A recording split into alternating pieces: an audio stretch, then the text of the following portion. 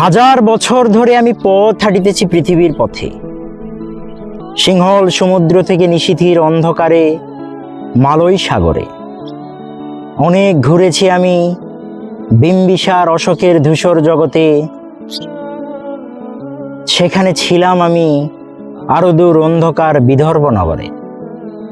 আমি ক্লান্ত প্রাণাক, চারিদিকে জীবনের সমুদ্র সফেন, আমারে দুদণ্ড শান্তি দিয়েছিল নাটোরের বনলতা সেন। চুলতার কবেকার অন্ধকার বিদিশার নিশা, মুক্তার শ্রাবস্তির কারুকার্য, অতিদূর সমুদ্রের পথ পাল ভেঙে জেনাবিক হারায় আছে দিশা। সবুজ ঘাসের দেশ যখন সে চেয়ে দেখে দারুচিনি দ্বীপের ভেতর, তেমনি দেখেছি তার অন্ধকারে, বলেছে সে এতদিন কোথায় ছিলেন। পাখির নীরের মতো চোখ তুলে নাটোরের বনলতা সেন।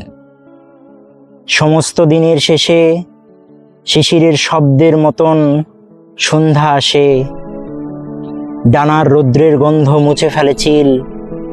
পৃথিবীর সব রং নিভে গেলে পাণ্ডুলিপি করে আয়োজন, তখন গল্পের তরে জোনাকির রঙে ঝিলমিল।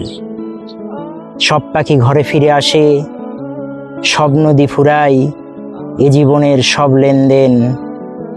থাকে শুধু অন্ধকার, মুখোমুখি বসিবার বনলতা সেন।